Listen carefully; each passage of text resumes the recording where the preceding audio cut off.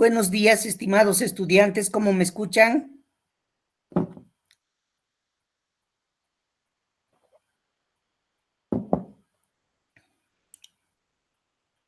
Buenos días.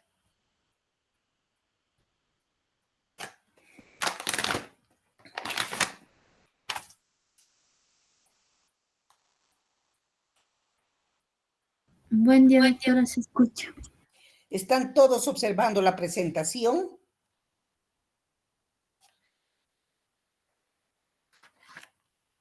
Chicos. Sí, doctora. Bien, el día de hoy vamos a avanzar la enfermedad de Chagas. Este es un tema que en nuestro medio es muy importante, no lo hemos avanzado, ¿no es cierto?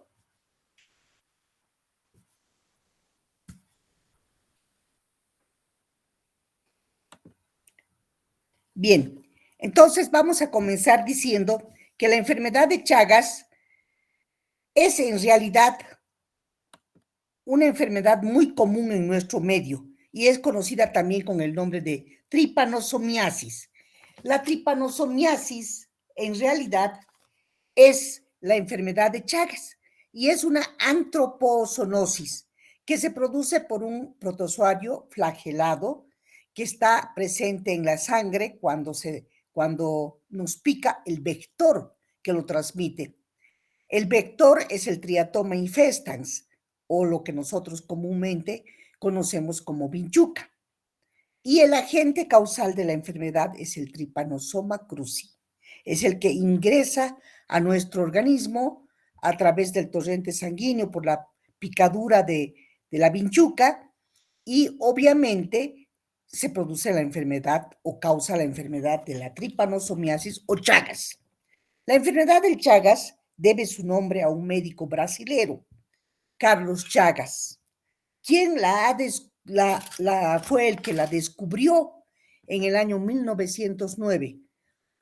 Esta enfermedad se transmite a los animales y a los seres humanos a través de los insectos vectores que solamente se encuentran en las Américas. Acá en las fotografías pueden observar ustedes la vinchuca y que este es el vector que transmite la enfermedad y también pueden observar los triatomas infestans, que son los organismos parásitos hemoflagelados, porque tienen, miren, sus flagelos, conocidos como Trypanosoma cruzi, que ingresan a la sangre. Acá están los parásitos hemoflagelados al centro de justamente de los hematíes.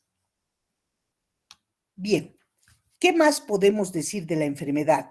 De esta enfermedad podemos hablar muchísimo, ya que en Bolivia esta enfermedad es un problema importantísimo de la salud pública. Las encuestas nacionales que se han desarrollado para el Chagas han mostrado que existe entre un 40 a un 80% de personas que son seropositivas en las áreas endémicas. Por ejemplo, los departamentos de Chuquisaca, los departamentos de Cochabamba, de Tarija, de Santa Cruz, de La Paz y de Potosí. En realidad han presentado 168 municipios donde se ha detectado la presencia del vector.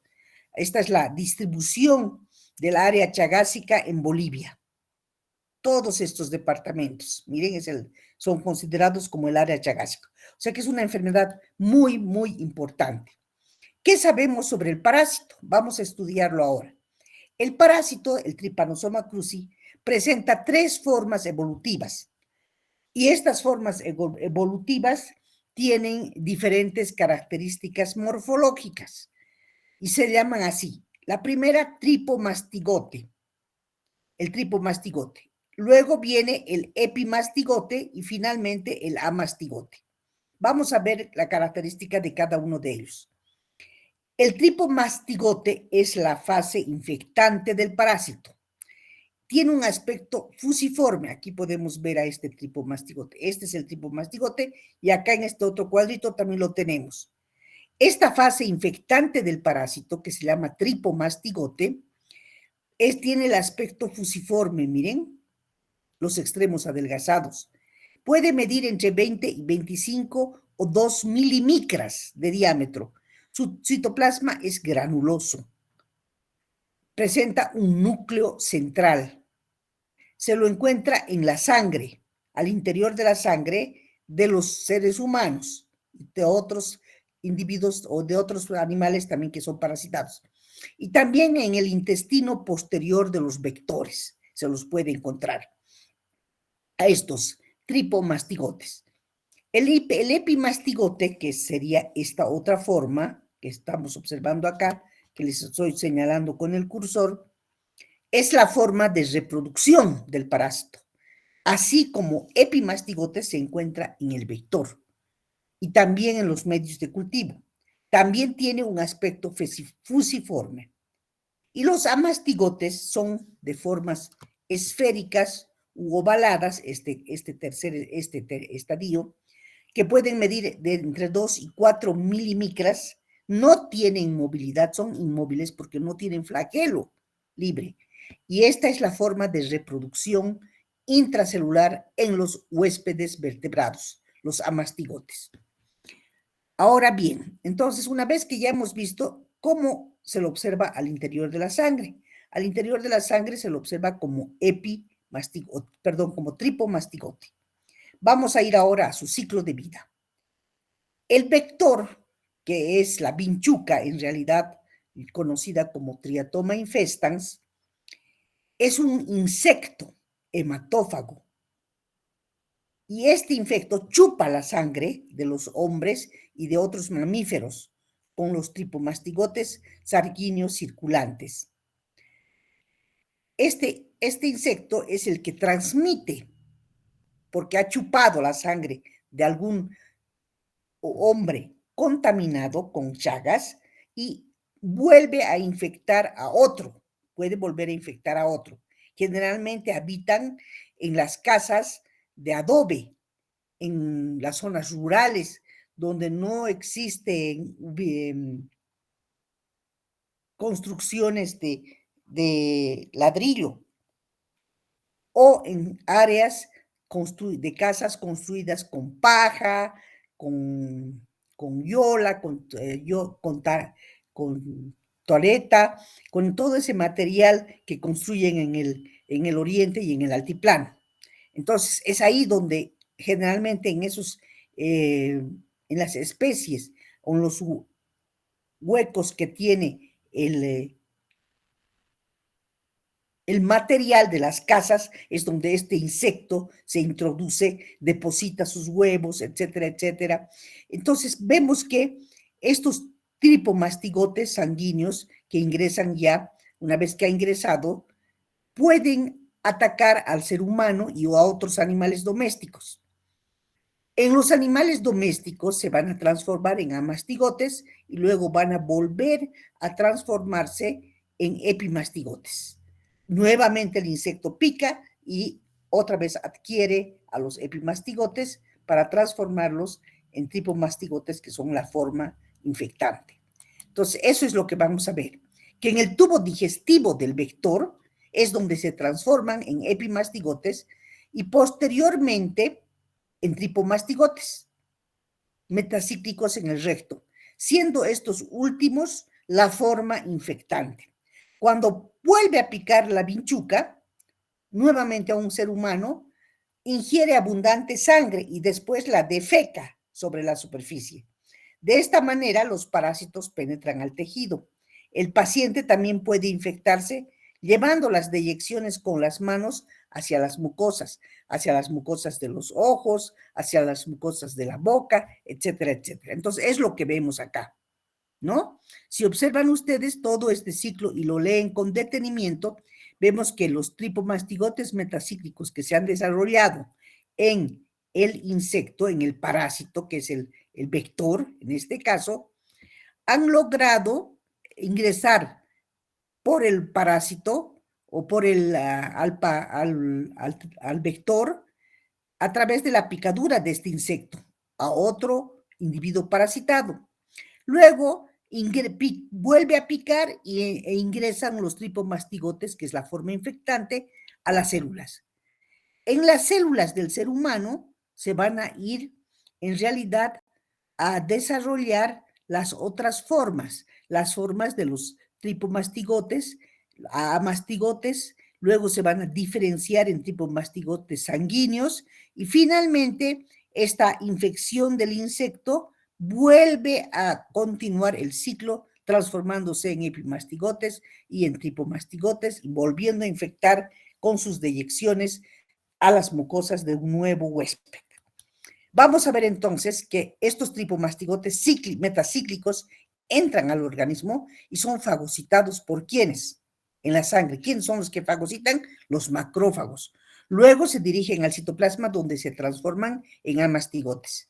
Más tarde se van a diferenciar nuevamente en tripomastigotes, van a romper esas células y van a llegar a la circulación sanguínea para invadir diversos órganos, donde se van a transformar nuevamente en amastigotes. Esta etapa coincide con la fase aguda, que se caracterizará con una intensa multiplicación parasitaria y elevada parasitemia. Este es el ciclo vital que ha sido propuesto por el CDC de Atlanta, ¿no? El CDC de Atlanta, aquí está. Estos son los estadios en el ser humano, todos estos que están mostrando a la derecha, y los que están a la izquierda son los estadios en el Triatoma infestans, en el insecto. El triatoma, ¿de dónde se va a infectar? Se alimenta de la sangre de las personas y al alimentarse puede contraer la enfermedad. Se alimenta de la sangre, ingiere ¿qué cosas? Tripomastigotes, esa es la forma también infectante. Luego, en el intestino medio del insecto se va a transformar en epimastigotes. Los epimastigotes se van a multiplicar en ese intestino medio del vector y luego se van a transformar en tripomastigotes metacíclicos en el intestino del vector. Y estos tripometagotes metacíclicos van a ser los que van a picar nuevamente y van a ser transmitidos al ser humano. En el ser humano, los tripomastigotes metacílicos van a penetrar a varias células en el sitio de la picadura y se van a transformar en amastigotes, en esta forma que no es flagelada. Los amastigotes se van a multiplicar al interior de las células por fisión binaria en todos los tejidos que sean infectados. Los tripomastigotes pueden infectar otras células también y transformarse en amastigotes intracelulares, formando sitios de infección nuevos. La mayor parte de las manifestaciones pueden hacer que estos mastigotes intracelulares se transformen en tripomastigotes, puedan volver a reventar a la célula y entrar al torrente circulatorio. Entonces, el estadio infectante es el tripomastigote. El tripomastigote. Con eso quedamos claros. Pero, ¿cuáles serán las manifestaciones clínicas del Chagas una vez que pica la vinchuca? El signo de Romaña. ¿A qué se conoce con el signo de Romaña?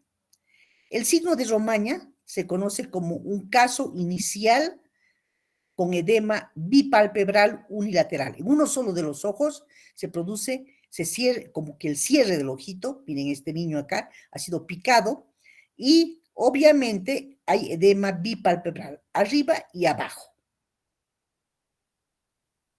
Ese es el signo de Romaña. También existen manifestaciones típicas de la fase aguda, que se presenta en forma más virulenta, sobre todo cuando los niños son menores de 6 años y tienen después de que han sido picados estos niñitos, pueden tener una incubación que puede durar hasta 10 días, entre 3 y 10 días. Y podemos encontrar parásitos en la fase aguda, en la circulación sanguínea, después de 4 a 6 meses inclusive, después de la infección.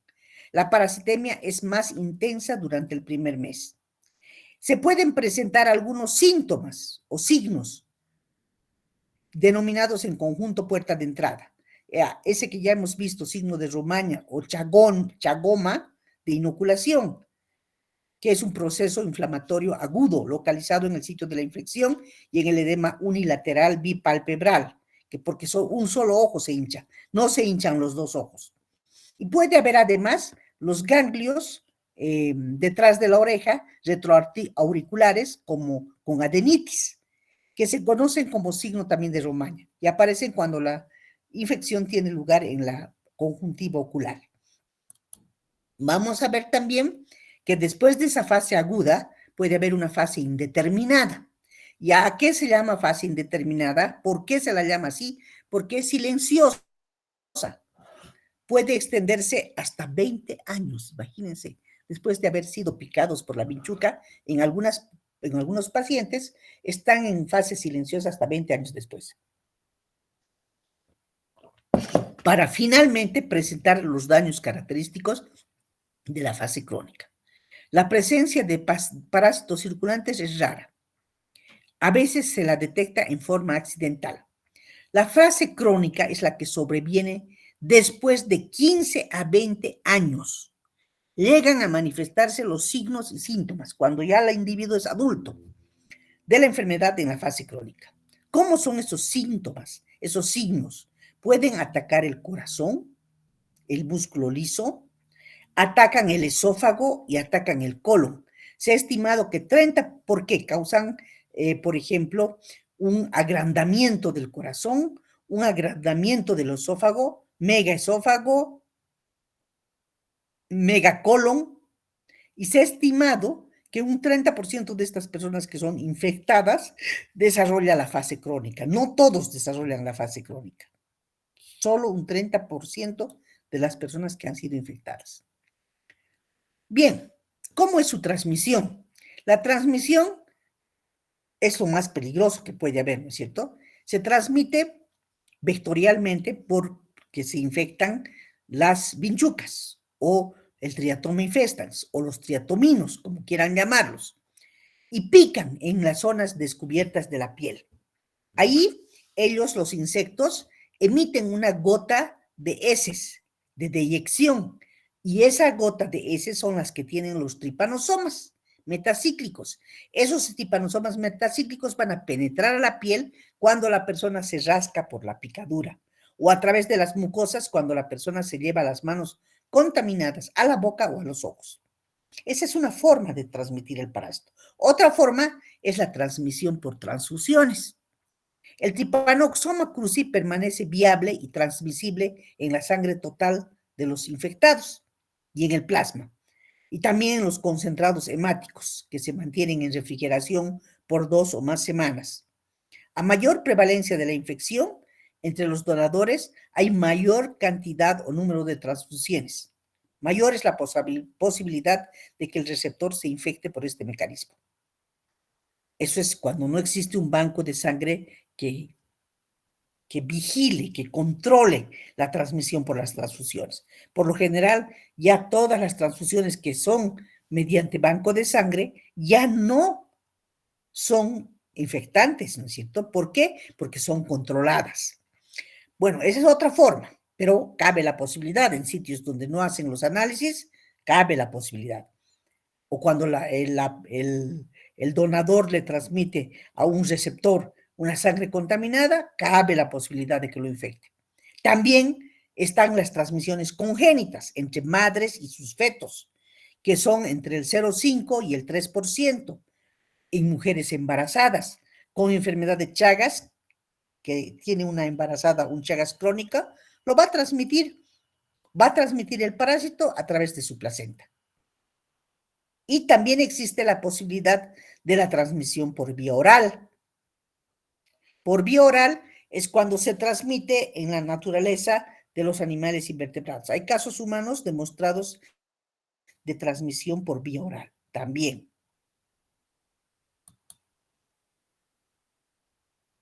¿Cómo se diagnostica el Chagas? Tenemos varios métodos. Hay métodos directos y métodos indirectos. La elección de estos exámenes para diagnosticar Chagas va a depender de en qué fase clínica se encuentra la enfermedad. Por ejemplo, los métodos directos van a comprobar la presencia del tripanosoma en la sangre y van a detectar el material genético, los métodos directos. Y ahí tenemos, ¿cuáles son métodos directos? La gota gruesa. que es un examen microscópico de la fracción leucoplaquetaria de la sangre total a partir también de un extendido sanguíneo en forma de gota, donde nosotros apretamos, pinchamos el pulpejo del dedo y dejamos caer la primera gota, se descarta, y la segunda gota es la que va al portaobjetos, y con la esquina de otro portaobjetos, nosotros vamos a extender esta sangre haciendo movimientos en sentidos de las manecillas del reloj. A eso le llamamos gota gruesa. Luego hay que esperar que seque esto, teñimos y observamos al microscopio y vamos a ver estas formas de tripomastigotes teñidos con tinción de Giemsa. Cualquier tinción es buena. Se pueden observar. May Greenwald Giemsa o puede una tinción panóptica, cualquier tinción puede ser buena para observar el Chagas. Esa es la gota gruesa. Ahora también, accidentalmente, nosotros que trabajamos en laboratorios, muchas veces hemos tenido hallazgos en los extendidos, esos extendidos que se hacen en los portaobjetos con cabeza, cuerpo y cola, que generalmente se hacen para recuento de hematíes, de leucocitos, etcétera, también nos muestra la posibilidad, como son placas teñidas, de encontrar estos parásitos, estos hemoflagelados. Entonces, en esos exámenes microscópicos, también de la leucoplaquetarios, también en otros procedimientos como el microstroke, como es el capilar, donde tomamos con un capilar del microhematocrito, lo cargamos con la sangre del paciente en búsqueda de las formas de los tripomastigotes de Trypanosoma cruzi. Y el último método directo y el más específico, el gold estándar, es el senodiagnóstico. ¿Qué hace el senodiagnóstico? El senodiagnóstico busca formas de tripomastigotes de Trypanosoma cruzi en las heces de los triatominos en estadio de ninfas que van a succionar la sangre de los pacientes. Se utilizan para esto ninfas de insectos que son libres de infección y que están controladas en bioterio, completamente estériles. Nosotros en nuestro medio en Cochabamba tenemos un bioterio en la Facultad de Biología, donde se cultivan las vinchucas desde huevos hasta gusanos adultos, pasando por todos los estadios de ninfas de estadio 1, de 2, de 3, precisamente para realizar el senodiagnóstico. Aquí es donde se realiza el senodiagnóstico, que consiste así, justamente, miren, se colocan varias ninfas en una plaquita, como de Petri más o menos, y con un tejido se puede hacer picar esto, está cubriendo con un trapo oscuro durante un cierto tiempo, pueden ser 15, 20 minutos, en el brazo de un paciente o sobre la pierna de un paciente. ¿Para qué? Para que estos insectos chupen la sangre del ser humano, del paciente, y luego puedan en sus intestinos formar a estos agentes, a los tripomastigotes. Y luego esas heces que van a ser defecadas por esos insectos van a mostrarnos los tripomastigotes, que son las formas infectantes, y entonces está completo el senodiagnóstico. Esos son los métodos directos. Pero antes de pasar al tratamiento, me gustaría hablar de los métodos indirectos. Los métodos indirectos son, por ejemplo, el HAI para Chagas, el método de hemaglutinación indirecta para Chagas, que puede ser de Polichaco, de Wiener o de cualquier otro, como los que hemos desarrollado en prácticas, ¿no es cierto? En las prácticas de inmunología.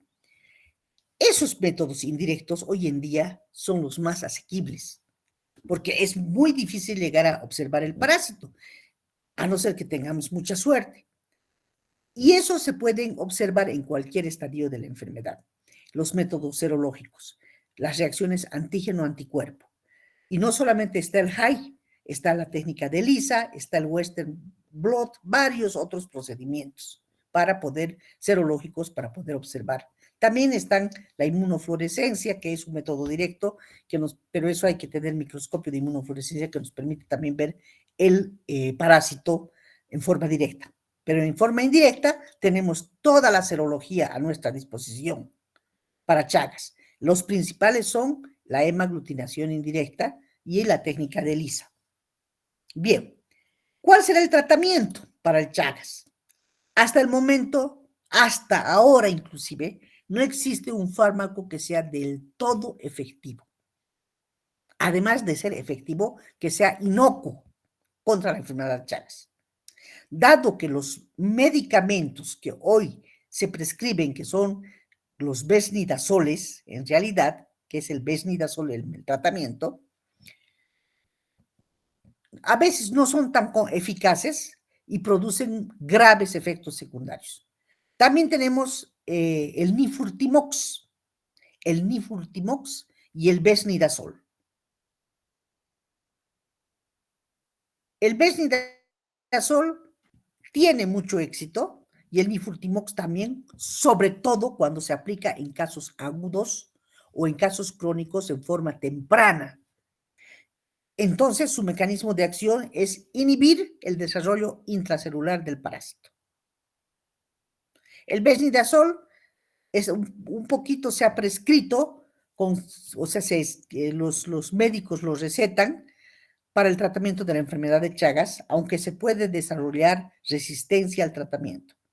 También se sabe eso hoy día. Y los pacientes pueden sufrir reacciones secundarias. Bien, con esto habríamos terminado nosotros de ver el Chagas y quedaríamos listos para hablar de otra patología que también nos tiene que llevar, que es la leishmaniasis. Malaria ya hemos visto. La leishmaniasis no hemos visto, entonces esa es la que vamos a hablar ahora y estamos listos para absorber cualquier pregunta de parte de ustedes. Lamentando siempre que muy pocas personas se conectan a las clases y después en los exámenes están en cero. Las notas están bajísimas. Demuestran que ya vamos a publicar las notas. Recién estoy tratando de subir al WebSys y están realmente bajas. Hay personas que han dado, sin embargo, muy bien, que son honrosas excepciones y obviamente la mayor parte están mal o regulares, muy regulares, demasiado regulares para un segundo parcial. Y encima se dan el lujo de no asistir ni siquiera a clases teóricas. Imagínense ustedes, ¿en qué vamos a quedar? Bien, preguntas.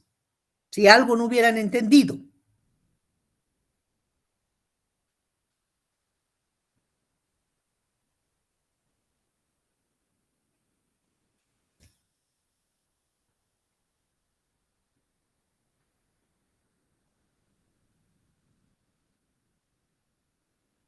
Bueno, al no existir preguntas, vamos a dar por terminada esta clase y nos vemos la siguiente clase.